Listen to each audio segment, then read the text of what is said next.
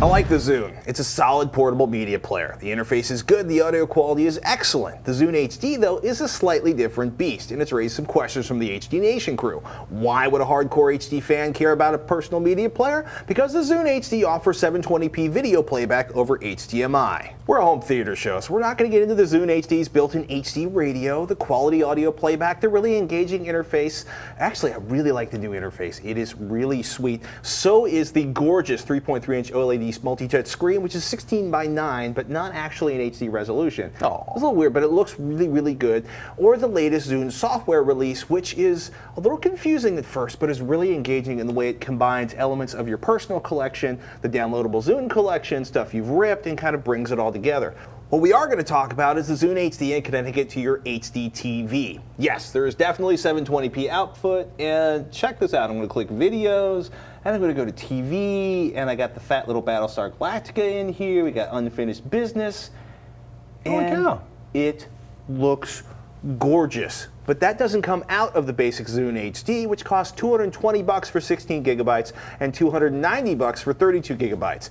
To get the HDMI output, you need the optional $90 Zune HD AV dock. It comes with a nice remote as long as you don't get it backwards. Basically, it's a little symmetrical. It's a little symmetrical, but the truth is the button that is important is concave and at the top of the control, versus if you hold it the wrong way, like I did a few minutes ago, which caused Mr. Heron to mock me openly. No, I mocked design. You did mock design, but actually, if you're competent in handling the remote, it's not too bad. And yeah, it is actually a pretty nice remote. It's simple. It obviously takes after the iPod school of remotes, or I should say the Apple TV school of remotes. Actually, it comes with HDMI cables, a hefty HDMI cable and component cable in the box, the dock itself, but it is $90 to get the remote control and the high def output. The video from the Zune store looks awesome, but it is not cheap, and it's done by Microsoft's stupid point system. Do you like the point system? What is the point system? Well, okay, so in this case, it's not the Xbox 360 point system. In this case, it's the Zune point system. I don't know if they're interchangeable, but the point is it's $15 to buy 1,200 points. An HD movie to buy, at least the ones I looked at, were 1,440 points. An HD episode of Battlestar Galactica, 240 points. A SD episode of a favorite children's program, The Backyardigans, was 140 points, and none of that particularly translates well in my head. Maybe once you've bought enough stuff, you think in terms of points to dollars. I'd just rather have a dollar amount. And that's like my first downside, is the content's not cheap. It is of high quality, but it is not cheap. How was the performance downloading that content? Fairly fast. It's been kind of, they updated, not just, they released the Zune HD.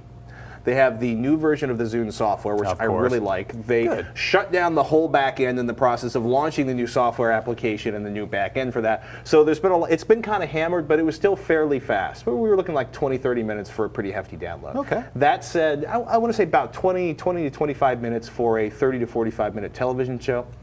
I expect that's going to drop as the sort of initial frenzy around the launch of the Zune HD kind of winds itself down. Totally. If I can get a Blu-ray movie on sale for about $15, I certainly don't want to be paying for something that's half resolution. No. Granted, portability is nice, though. Portability is nice. I gotta say, though, this is also not a replacement for a universal set-top box. It does support WMV, MPEG-4, H.264, and DVR-MS. That's the recorded video from a Windows Media Center. But it does not support DivX or MKV files, which means peer-to-peer pirates will find this useless without spending a lot of time transcoding all of their video. You can pretty much say the same thing for the iPod Touch, though, which doesn't have the HDMI output, at least not without a dock that doesn't exist that we haven't seen yet.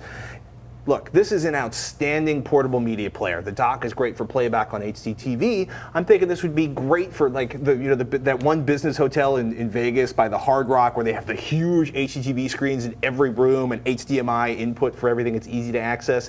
That would be great, right? But if all you want is a set-top box to stream and store and play HD movies, we'd probably go with a dedicated set-top box. But if you are looking for a non-iPod portable player that can do HD output, this one's definitely worth considering. But the Zune HD is definitely not cheap, especially if you spring for the HDAV dock, which is going to run you $90. Ooh.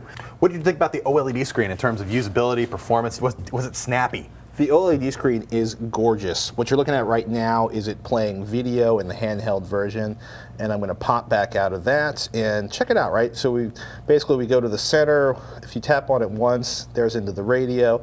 It is crisp, smooth and animations, clean. snappy. It's gorgeous, dude, and it it's bright, sounds too. awesome. And I really like the current interface on there. The whole quick play setup is pretty awesome.